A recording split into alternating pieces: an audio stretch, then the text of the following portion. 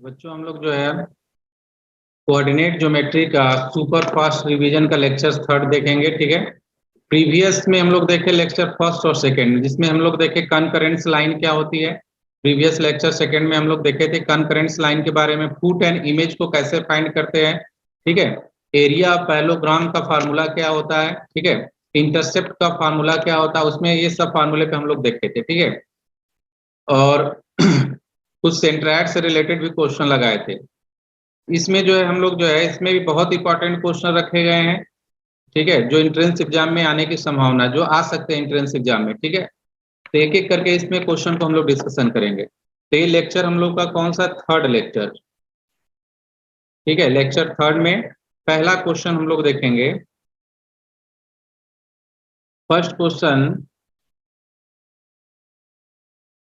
The line x by a minus y by b equal to 1. The line x by a minus y by b equal to 1. Cut the x axis. Cut the x axis at p. x axis को कहाँ पे cut करता है बच्चों, p पे cut करता है। ठीक है, the equation of through p, the equation through p perpendicular to the given line. तो उस लाइन का इक्वेशन फाइंड करना है जो बच्चों जो किससे पास करके जा रहा है, पी से पास कर रहा है, और लेकिन किस लाइन के परपेंडिकुलर है, जो गिवन लाइन है इसके क्या है बताओ, परपेंडिकुलर है। ठीक है, गिवन लाइन के क्या है, परपेंडिकुलर। ठीक है, तो इसका मतलब हमको जो है परपेंडिकुलर, एक चीज और ध्यान देना है, जब कोई भी लाइन एक्स एक्सिस को कट करता है, एक चीज ध्यान देना बच्चों, जब कोई भी लाइन जब एक्स एक्सिस को कट करेगा, ठीक हो, जैसे ही बोलेगा एक्स एक्सिस को कट करेगा, जैसे ही ये एक्स एक्सिस को कट करेगा तो एक वाई कोऑर्डिनेट क्या हो जाएगा बच्चों, जीरो हो जाएगा। जैसे ही एक्स एक्सिस को कट करेगा तो वाई कोऑर्डिनेट जीरो हो जाएगा। मतलब ये जैसे ही पी यहाँ पे पॉइंट हम लेंगे तो वाई कोऑर्डिनेट जीरो हो जाएगा। तो पी का कोऑर्डिनेट क्या हो जाएगा, यहाँ से निकाल सकते हैं। तो पी का क्या हो जाएगा, जैसे ही वाई जीरो किए तो X by A equal to क्या हमको मिलने लगा बताओ, 1। तो एक्स इज इक्वल टू क्या मिलने लगा, ए। तो पी का कोऑर्डिनेट हमको मिलेगा बच्चों ए कामा जीरो। ठीक है, अब इक्वेशन ऑफ लाइन, उस लाइन का इक्वेशन फाइंड करना है जो गिवन लाइन के क्या है बच्चों, परपेंडिकुलर है, और किससे पास करके जा रहा है, पी पॉइंट से पास करके जा रहा है। तो ध्यान देंगे, तो पर इसको मैं और आसान करने के लिए जो है इस तरह से लिख लेते हैं, minus A Y equal to 1। अब इसमें बच्चों परपेंडिकुलर लाइन, इस लाइन के ठीक परपेंडिकुलर लाइन का इक्वेशन लिखना है, तो तुमको हम बताएंगे ये चीजें यहाँ चली आएंगी और ये चीजें यहाँ चला जाएगा। अब प्लस का क्या हो जाता है, माइनस, तो क्या हो जाएगा बच्चों, minus A X minus B Y, अब प्लस लेमडा इक्वल टू क्या हो जाएगा, zero. Plus lambda equal to क्या हो जाएगा, जीरो। ठीक है, minus A X minus B Y plus lambda is equal to क्या हो जाएगा, जीरो। तो इसको ध्यान देंगे बच्चे। ठीक है, plus lambda is equal to क्या हो जाएगा, जीरो। ठीक है, तब इसमें बच्चे ध्यान देंगे, तो ये लाइन जो है परपेंडिकुलर लाइन, ये लाइन किससे पास करके जा रही है, ये लाइन बच्चों किससे पास करके जा रही है, ये कामा जीरो से। इसका मतलब ये कामा जीरो इसको क्या करेगा, सेटिस्फाई करेगा, ये कामा जीरो इसको क्या करेगा, सेटिस्फाई करेगा। मतलब यहाँ पे हो जाएगा माइनस ए स्क्वायर, ये बच्चों हो गया माइनस जीरो, और यहाँ plus lambda is equal to क्या मिला, zero. Lambda is equal to हमको क्या मिलने लगा, A square. Lambda is equal to क्या मिल गया बच्चों, ए स्क्वायर। अब लाइन का इक्वेशन जब हमको लिखना रहेगा, अब लाइन का इक्वेशन क्या हो जाएगा, ठीक है, ये परपेंडिकुलर लाइन है, तब यहाँ पे रख दोगे माइनस ए एक्स और बच्चों minus B Y plus A square equal to zero. अब इसको हम लोग अच्छे से और करेंगे तो क्या मिलेगा, ए एक्स माइनस कॉमन ले लो प्लस बी वाई, ठीक है, इक्वल टू क्या मिलने लगा बच्चों, ए स्क्वायर। ठीक है, ये लाइन का इक्वेशन आ जाएगा। इसमें कौन सा ऑप्शन करेक्ट दिख रहा है, फर्स्ट और सी ऑप्शन क्या है बच्चों, करेक्ट।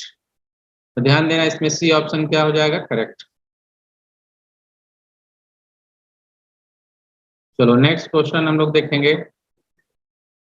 अब ये बच्चों बहुत ही इंपॉर्टेंट क्वेश्चन है, मोस्ट इंपॉर्टेंट कर लेना। ठीक है, मोस्ट इंपॉर्टेंट क्वेश्चन, ये एंट्रेंस एग्जाम में जो है डायरेक्ट पूछा जाता है।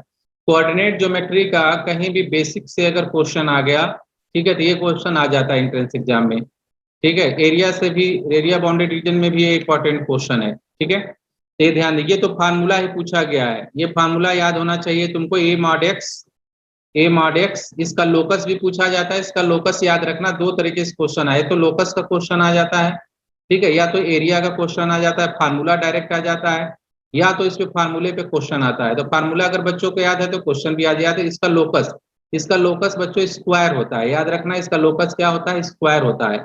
इसको दिमाग में रख लेना जो है, ठीक है। जब भी पूछा जाएगा इसको लोकस तो क्या बताया, स्क्वायर। लेकिन इसका एरिया का फार्मूला पूछा जाएगा तो क्या हो जाएगा, 2c² (mod ab).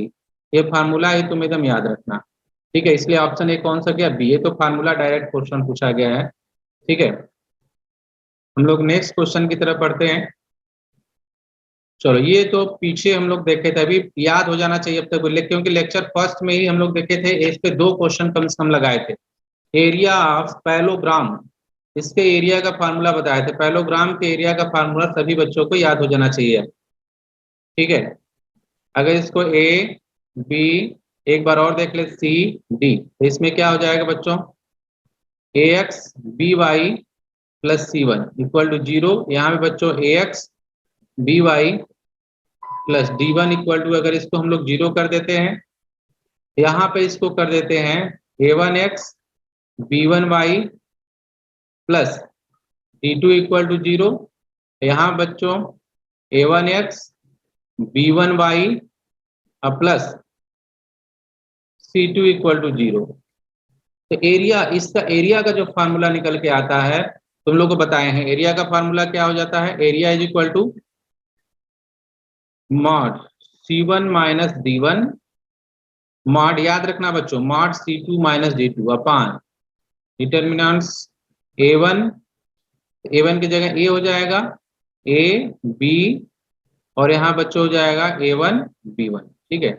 ये मॉड लगा देना। एरिया कभी क्या नहीं होती, निगेटिव। इस फार्मूले को लगा के इस क्वेश्चन को आसानी से लगाया जा सकता है।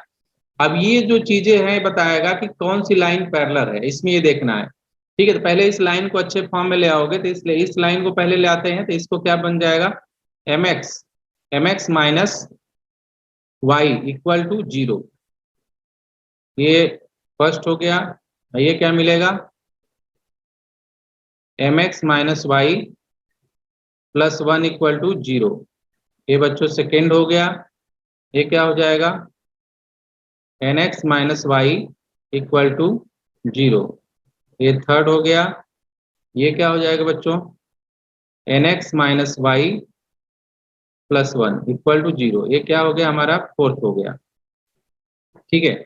अब इसका एरिया का फार्मूला अगर हम लोग निकालना चाहते हैं तो फार्मूला तुम लोग लगा सकते हो। यहाँ पे C1 की वैल्यू देख रहे हो 0 है, तो ये फार्मूला हम लोग लगाने चल रहे हैं। 0 माइनस 1 मॉड, यहाँ पे बच्चों पिन 0 माइनस 1 अपान, यहाँ पे क्या हो जाएगा, m माइनस 1, और थोड़ा सा ऊपर फार्मूला बढ़ाते हैं और इसको इस तरह लिखते हैं बच्चों, और क्या हो जाएगा, n माइनस 1। ये फार्मूला क्या मिल गया है हमारा, 1 अपान माइनस m मॉड लगेगा बाहर, और यहाँ पे प्लस n, ठीक है। तो इसको हम लोग ऐसे भी लिख सकते हैं, 1 अपान m माइनस n, ये मॉड, क्योंकि ऊपर सबसे मॉड लगेगा, ठीक है। तो इसमें देख रहे हो 1 अपान m माइनस n, तो हमारा कौन सा ऑप्शन करेक्ट जा रहा है बच्चों, डी ऑप्शन एकदम करेक्ट, डी ऑप्शन करेक्ट। इस फार्मूले को जो है बच्चे याद रखेंगे। ये एरिया ऑफ पैलोग्राम का फार्मूला बहुत इंपॉर्टेंट फार्मूला है, जिसको बच्चे याद रखें। इस पे हम तीसरा क्वेश्चन करा रहे हैं, ठीक है। लेक्चर फर्स्ट में भी था, लेक्चर सेकेंड में भी था, लेक्चर थर्ड में भी इस पे आ गया क्वेश्चन, ठीक है। चलो अब नेक्स्ट क्वेश्चन की तरफ बढ़ते हैं। नेक्स्ट क्वेश्चन बच्चों लोकस से रिलेटेड क्वेश्चन है, ठीक है। लोकस, अच्छा, लोकस के लिए हमने बताया कि लोकस के लिए 2 चीजों का होना जरूरी बहुत है। लोकस के लिए क्या होना जरूरी है बच्चों, किसी भी पॉइंट का कंडीशन होना जरूरी है।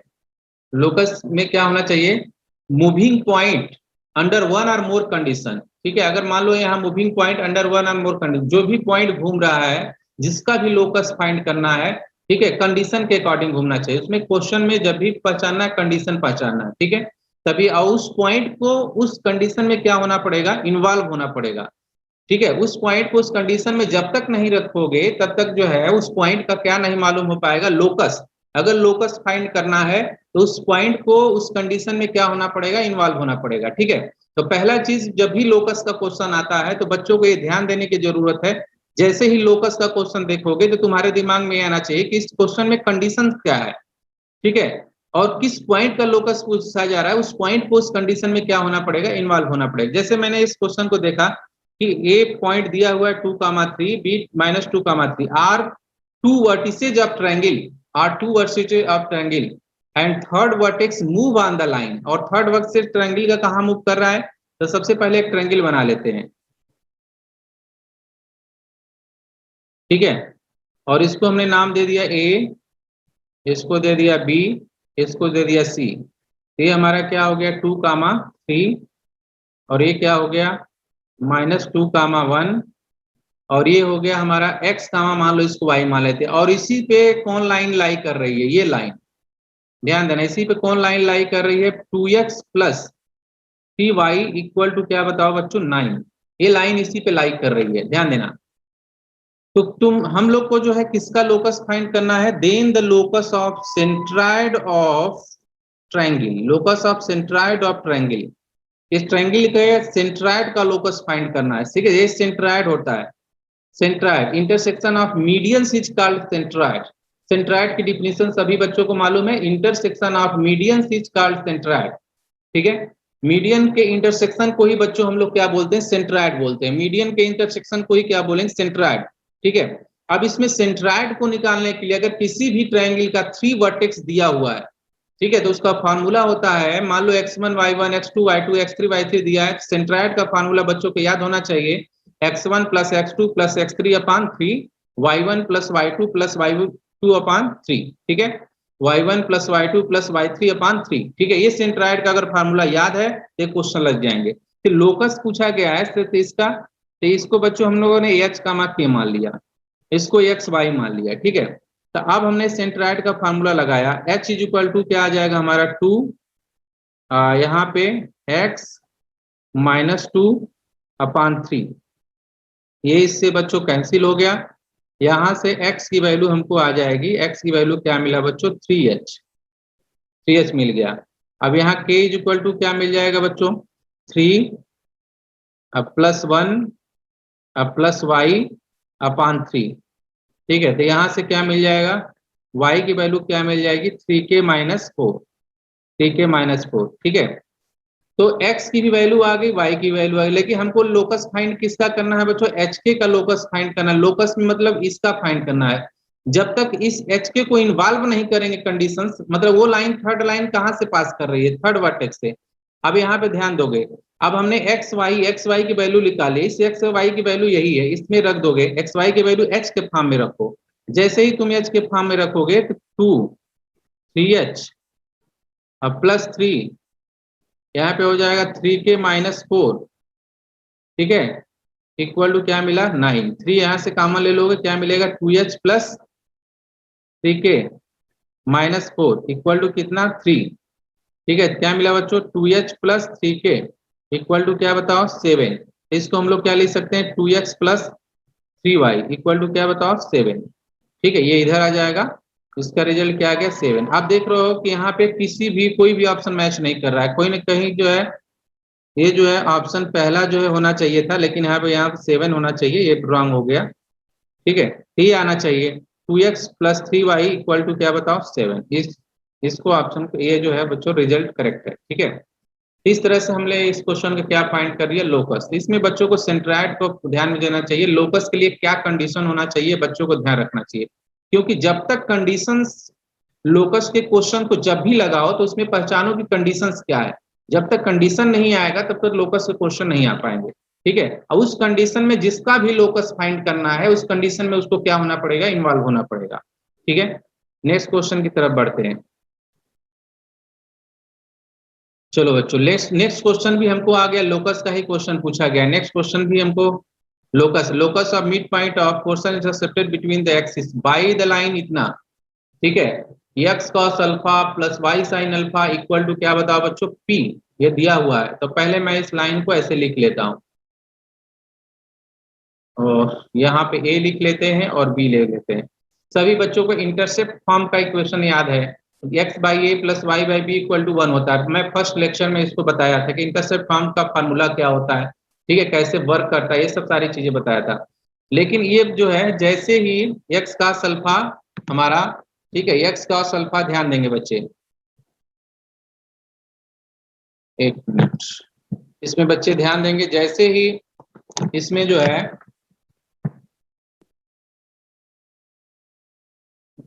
ये लाइन जैसे ही y x एक्सिस को कट करेगी, ठीक है, तो y कोऑर्डिनेट क्या मिलने लगेगा यहाँ पे, 0। जैसे ही y एक्सिस को कट करेगी तो x कोऑर्डिनेट क्या मिलने लगेगा, 0। तो जैसे तो यहाँ पे y कोऑर्डिनेट 0 मिल गया, इसका मतलब y 0 हो गया। तो x cos alpha equal to क्या मिला, p। तो x बराबर क्या मिला बताओ, p upon cos alpha, p upon cos alpha. यहाँ पे y बराबर, यहाँ पे 0 करोगे x बराबर, तो y sin alpha is equal to p। ठीक है, तो y इज इक्वल टू क्या मिल गया, p अपान साइन अल्फा। ठीक है, तो ये p अपान साइन अल्फा हो गया। ठीक है, ये हो गया क्या बताओ बच्चों, x is equal to p upon cos alpha. लेकिन हमको क्या फाइंड करना है, locus of mid point of portion intercepted between the axis. तो मिड पॉइंट हमारा यही हुआ, ये मिड पॉइंट है हमारा। इस मिड पॉइंट को हमने बच्चों क्या मान लिया, x कामा k। तो मिड पॉइंट अगर ये कोऑर्डिनेट मालूम है, ये तुमको मालूम है, ठीक है, वर्टेक्स मालूम है, तो इसमें हम लोग मिड पॉइंट का फार्मूला लगाते हैं। तो h बराबर फार्मूला क्या काम करेगा, h इज इक्वल टू, ठीक है, तो ये हमारा कोऑर्डिनेट क्या हो जाएगा बच्चों को याद है, ठीक है, यहाँ पे x की वैल्यू 0 हो जाएगी, तो क्या हो जाएगा बच्चों, 0 प्लस यहाँ पे क्या x की वैल्यू हो जाएगी, p upon cos alpha, p upon cos alpha अपान कितना, 2। ठीक है, तो यहाँ से बच्चों क्या हो जाएगा, cos alpha is equal to, यहाँ से अगर निकालते हैं तो cos अल्फा बराबर p अपान कितना हो जाएगा, 2h, p अपान 2h, यहाँ पे p अपान 2h। इसी तरह से बच्चों यहाँ पे जब k की वैल्यू निकालने लगेंगे हम लोग, k की वैल्यू निकालने लगेंगे, ठीक है, तो यहाँ पे क्या हो जाएगा, 0 प्लस p अपान साइन अल्फा अपान 2। यहाँ पे बच्चों साइन अल्फा बराबर क्या हो जाएगा, p अपान कितना, 2k, इसको हम सेकेंड मान लिए। अब किसी भी तरीके से जो अल्फा है वेरिएबल, क्योंकि हमको लोकस फाइंड करना है किसका बताओ, h कामा k का, तो हमारे कंडीशंस में सिर्फ h कामा k होना चाहिए। ठीक है, तो इसको हटाना है, तो दोनों को स्क्वायर कर देते हैं, स्क्वायरिंग, दोनों को स्क्वायरिंग फर्स्ट एंड सेकेंड, दोनों को स्क्वायर करके और ऐड कर देते हैं, दोनों को स्क्वायर करके बच्चों और क्या कर देंगे, ऐड कर देंगे। ठीक है, तो क्या मिलेगा यहाँ पे formula, sine square alpha plus cos square alpha equal to क्या मिलने लगेगा, P square upon 4k square plus P square upon कितना बच्चों, 4h स्क्वायर। ठीक है, ये इसकी वैल्यू क्या हो जाएगी, 1 हो जाएगी। अब यहाँ से कैलकुलेशन हम लोग देखेंगे तो हम लोग को रिजल्ट क्या मिलने लगेगा कि 4 upon P square equal to 1 by, अब इसको h को x के फॉर्म में रख देते हैं, x स्क्वायर 1 बाई क्या बताओ, y स्क्वायर। ये हमारा रिजल्ट आने लगा। क्लियर हो गया, ये हमारा कौन सा ऑप्शन हो गया बच्चों, ये हम लोग को 4 बाई पी स्क्वायर 1 बाई, ये हमारा बी ऑप्शन करेक्ट बता रहा है। तो बी ऑप्शन हम लोग क्या हो गया, करेक्ट ऑप्शन। ठीक है, तो ये हम लोग का लेक्चर क्या था, थर्ड था, जिसमें हम लोग जो है लोकस के दो इंपॉर्टेंट क्वेश्चन को देखे जो एंट्रेंस एग्जाम में पूछे जाते हैं। ये दो लोकस के इंपॉर्टेंट क्वेश्चन थे। ठीक है, फिर एरिया एक बार और जो है एरिया पैरेललोग्राम का फार्मूला हम लोग को याद हो गया, जिसको एरिया पैरेललोग्राम का फार्मूला बच्चों को याद नहीं है, ठीक है, इस क्वेश्चन को लगाएं, याद हो जाएगा। ये जो बेसिक वाला फार्मूला हमने बताया एरिया निकालने का, ये फार्मूला, ये mod X plus B mod Y equal to C, तो 2c स्क्वायर पर मॉड ए बी, ये फार्मूला बच्चों को याद हो जाएगा। ठीक है, आइए फिर जो है लोकस, ये जो है इक्वेशन निकालने का, परपेंडिकुलर लाइन कैसे निकालते हैं, ठीक है, तो ये फार्मूला परपेंडिकुलर लाइन का है। ठीक है, तो इस तरीके से आज का लेक्चर इतना ही रहेगा। ठीक है, थैंक यू।